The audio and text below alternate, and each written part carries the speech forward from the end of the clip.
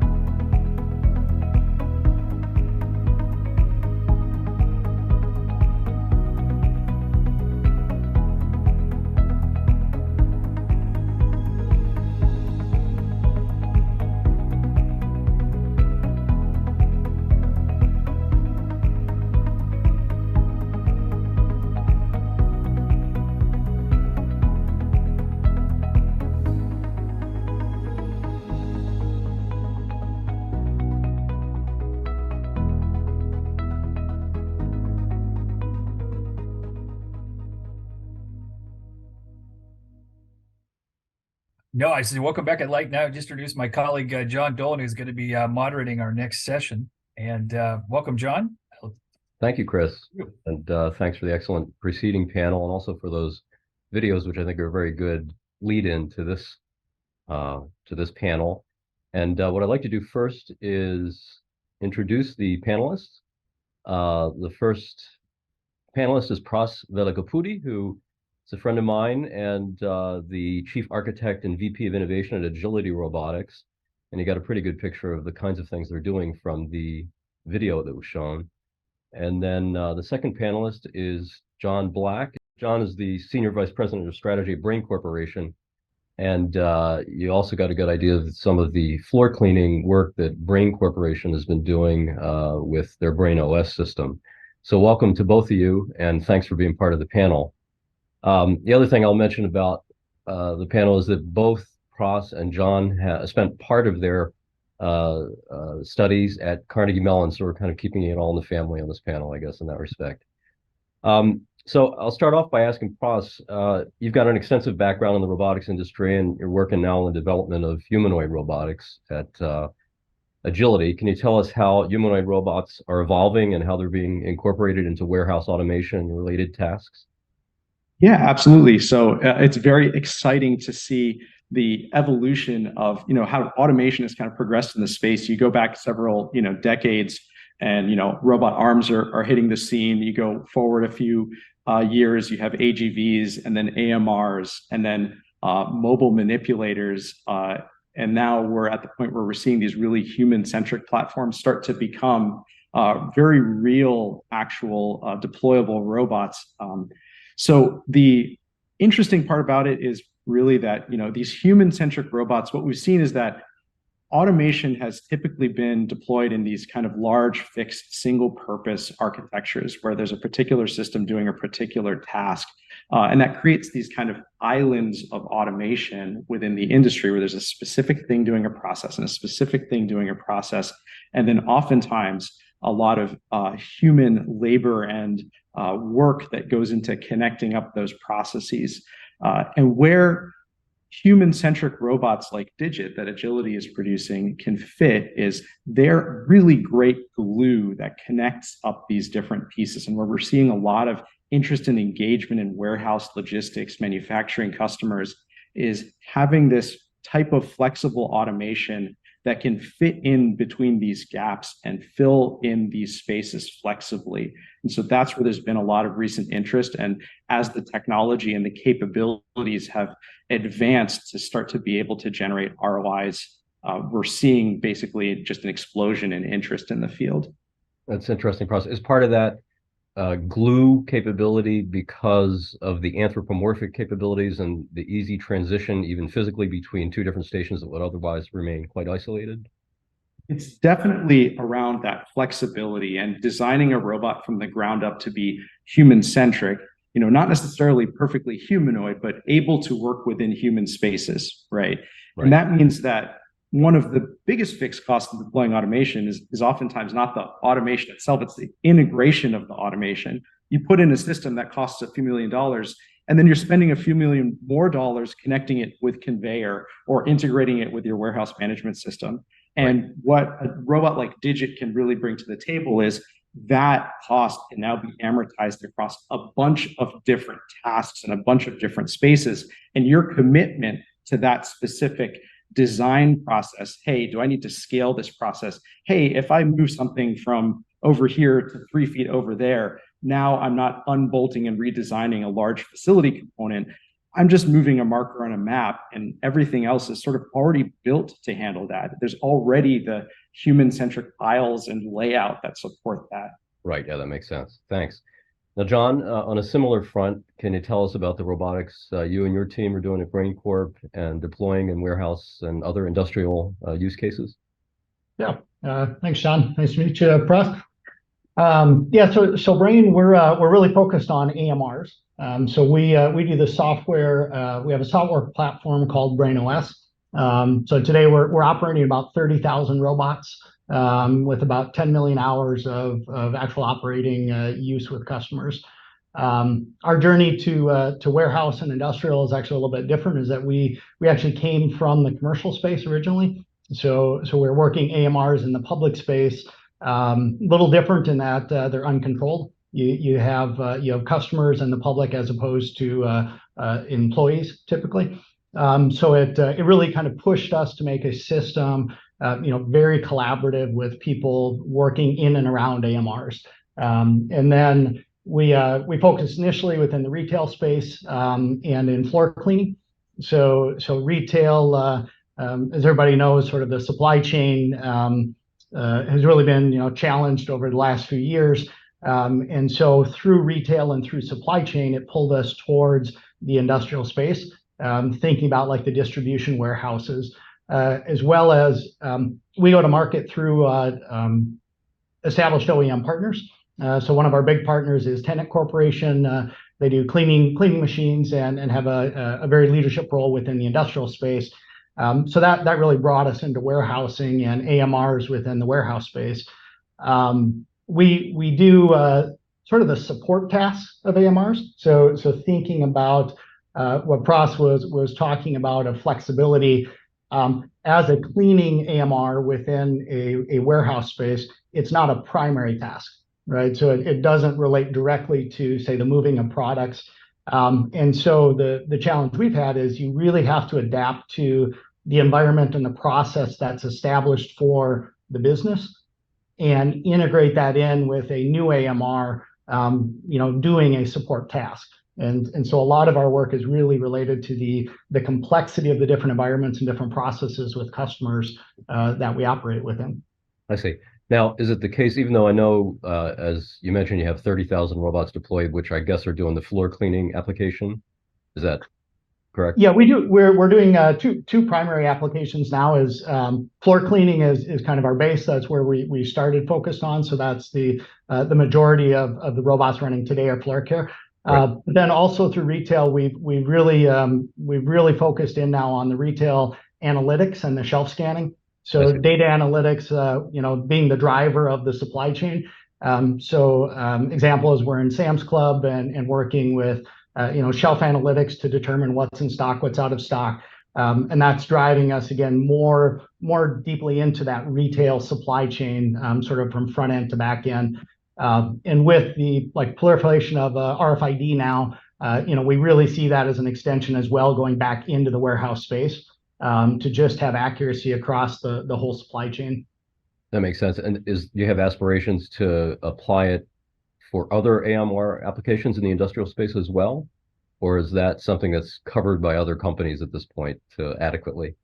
Yeah, so we're being very specific in where we focus on. So we do want to grow in a very methodical way. BrainOS, they can power any AMRs. So it really comes down to what applications you're focused on. So where we are focused to have a platform that covers all the applications, we found that really robotics is a vertical challenge, right? From a customer application standpoint, you have to become an expert at every facet of this to be successful.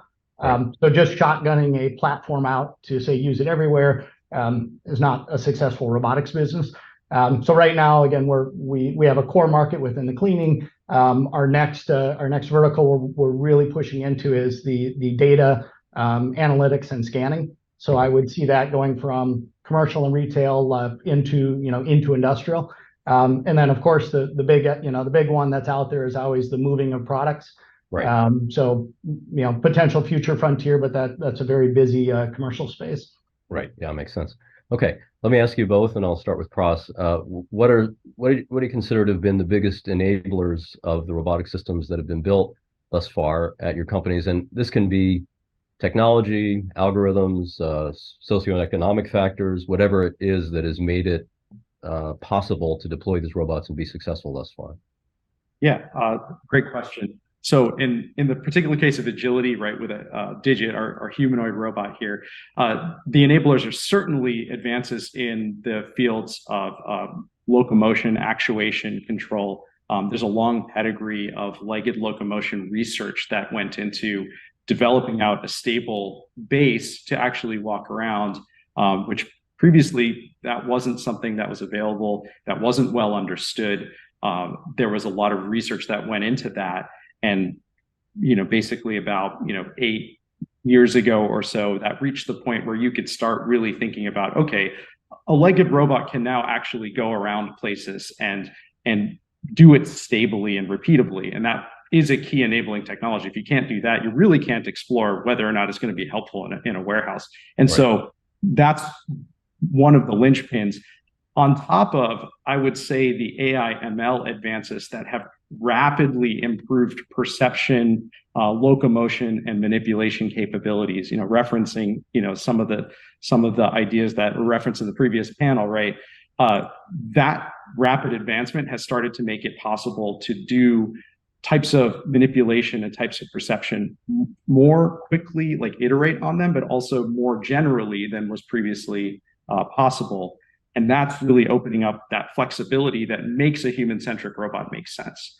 If it took us years to do every little detail change, then that wouldn't be a very useful market. But now we're just getting better and faster at being able to quickly adapt between use cases, which is really the core value proposition. Yeah, that makes sense. Yeah, it strikes me that there's something of an analogy between what has happened with drones, where 20 some years ago they couldn't get off the ground very easily, and there are lots of crashes. And then DJI and other companies have created platforms that now can be used at a certain basic level at least, and you can think about broader applications for them, that kind of thing. John, how about you? What are the key things that have enabled Brain OS's and Brain Corporation's success in these areas? Yeah, very similar. In fact, scale, I would say scale and like usability. So the adoption, one, you have to have scale to get to that kind of that platform effect. So very similar. I think back 8 years and it was it was exciting to do a demo because you hoped it worked, right? And so like basic AMR rerouting and obstacle avoidance was a challenge back then. Now we can demo every single day, right? You just take it for granted that you have core functionality that's really robust and really commercialized. Yeah.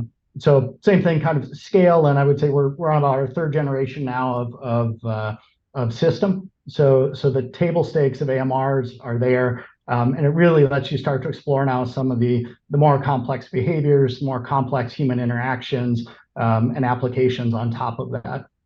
Yeah, that makes sense. What would you say is Brain OS's special sauce? Like, what distinguishes it or allows you guys to be successful or distinguish yourself from competitors? Yeah, it goes back to that application knowledge. So what we've learned through the years is that you really do need to be an expert in the application from sort of top to bottom. So having a good stable platform, you have to start there. But really the secret sauce of the business aspect is the adoption and being able to do like process change and change management with customers and get that get people used to using automation in spaces where they weren't used to using it before. Right. Yeah. Well, let's flip the question around then, I guess. What are the challenges or the things that have been tough? Like, obviously, there are advantages to using a legged platform, and we talked about some of those before. But there are some disadvantages. I mean, stability is more difficult than with a wheeled platform, and so on and so forth. And there may be other things. So, what are some of the things that have impeded progress, or are still challenges that need to be solved? Sure. Well, I would say that with a robot as complicated as Digit, there's a litany of technical challenges, and probably most of the folks listening in have a pretty good idea of what some of them are. It's kind of exactly what you'd expect. But setting those aside, I actually think the more interesting challenges are around finding the right places in the market for this and figuring out the right places to inject a robot like Digit to create value. It's very easy in robotics in general to insert a robot into a place where it's not going to generate value, where you end up needing the same amount of labor to supervise the robot or to do fault recovery around the operations. And so we've spent a lot of time, especially recently, in finding customers and use cases, and specifically focusing in on logistics, tote manipulation, and a roadmap through case manipulation and specific operations where we know that the robot can provide immediate value. We know that the amount of movement, the types of materials that we're handling are things that don't work well with other types of automation and are highly valuable to our customers. Mm-hmm. And so I'd say that challenge is the big one that we're trying to take head on right now, that I think, to some of John's points, is really how you navigate commercializing of robotics technology. Yeah, thank you. And John, what about you? Any specific challenges that come to mind? Yeah, probably the biggest ones are related to that limited accommodation. So, it's interesting, like our business, especially being, some of the support functions that are being automated is a factory or warehouse will rebuild its entire self in order to, say, move the boxes. They'll be challenged to put up, a single post in order to make the cleaning equipment more functional within that environment, right? So being able to function at a very high level and assume success, right? So like no delocalizations, no assists within just a really broad complexity of environments where the willingness to accommodate the automation is actually very low. So learning how to work in those environments, and then learning how to integrate in processes that are also not optimized, specifically for your task. That's been a lot of learning and a fun challenge. Yeah, that makes sense. Well, since you mentioned no assist, let me ask you this question. There are various models that you could have for deploying automation or autonomy. One would be full autonomy. That's been a dream for a long time, and it's possible in some applications. It's tougher in others. So are you guys striving? I guess on one hand, there's the question of what you think is the future of, let's say, warehouse robotics with respect to this range of options. But what are you guys seeking, or your companies seeking to achieve? Are you including in your overall concept and design some level of supervised autonomy where if the robots do run into problems, there's a possibility of a human intervening and setting things right? Maybe one human is supervising multiple robots, that kind of thing. Pras, what do you think? Yeah, so the answer is yes to all of these things, right? You want, in order to generate a good return on investment, in order to get the most utility out of a robot, you want it to be as autonomous as possible. You want it to be able to do the thing that it's supposed to do most of the time without any human intervention. That's what creates the best value for the amount that you're investing in it. Now, of course, in any real world scenario, there will be things that you couldn't accommodate or process flow variations that are outside what is expected. Hey, someone accidentally put a car tire in this bin and now it's falling out and getting stuck everywhere. The robot isn't necessarily or shouldn't necessarily be adapted to do that. For every adaptation that you make to accommodate that, there's an economic trade-off in how complicated your robot is and how complicated it is to deploy. So you're trying to set those boundaries around what do I expect the robot to take on and what is it not supposed to take on? And that's where supervisory autonomy or mechanisms for manual overrides and things come into play. What economically makes sense for this system to handle? Now, with Digit, there's some level of supervisory autonomy that makes a ton of sense, which is, hey, let me log in remotely and maybe give a suggestion of how to resolve a particular incident or inspect a situation remotely. Again, that's beneficial because now I can decentralize where that person who's doing that operation is. They don't have to necessarily be physically there. Now, an important thing is if it is in fact an operation where you're going to have to go in and do something like, hey, the car tire is jammed in the conveyor and someone's going to have to go pull it out. Well, then maybe that operation is going to require a person to walk over there anyway. And so putting supervisory autonomy capability to handle that isn't necessarily that important. So you do want these different levels, and they really boil down to what is going to get the system to be effective and be able to operate again in the shortest amount of time with the least amount of overhead, and you pick your level of autonomy to address that. So if that makes sense, you're really trying to design the system that overall is going to do the most in the greatest number of situations while still being economical. Yeah, that makes sense. John, did you have anything you wanted to add to that? Yeah, I'd say full autonomy is always the goal. So certainly, like at scale, you can't rely on, I'll say, scaling like a human crutch kind of in the background, right? So we we very specifically went down the path of full autonomy as opposed to like any kind of like teleoperation sort of back end for the reasons of scale. But then to those corner cases, this is where the human robot interaction and like good applications on, say, a mobile device, so that you can have a little bit of local supervision and local interaction in a very intuitive way, is important. Yeah. Well, we've got a question from the audience, and this one's for you, Pras. Does a legged robot have to look like a human? I'm referring to the first video. Might there be more acceptance if humans weren't being replaced by a humanoid? Well, that's a great question. And one of the terms we like to use at Agility is human-centric rather than humanoid. So when Digit was designed, and you can look at kind of the iterations of it throughout its progression, it started with a set of research robots, and then Cassie, which was just a legged robot, and then Cassie plus a set of arms, which were used for inertial stability. And then those arms evolved into manipulators. That evolution has been driven by the functional requirements of what Digit is doing. Hey, where would it be useful to put a reaction mask? Hey, in order to get to the things that that are designed for humans, like shelves within a certain range of height, here's where you have to put your manipulators in order to be able to balance things. So I would say it's more of a convergent evolution than any specific intent to like go out and exactly clone what a human looks like.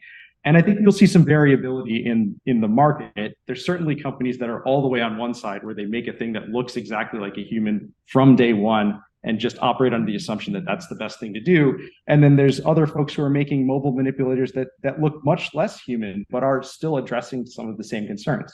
And I'd say agility is closer to that side, where a lot of the leg design, a lot of the torso design really came from what do we need in order to do some of the tasks that are human centric and access the same things that human infrastructure provides. What are the doorways like? What are the shelves like? What are the passageways like? How wide are they?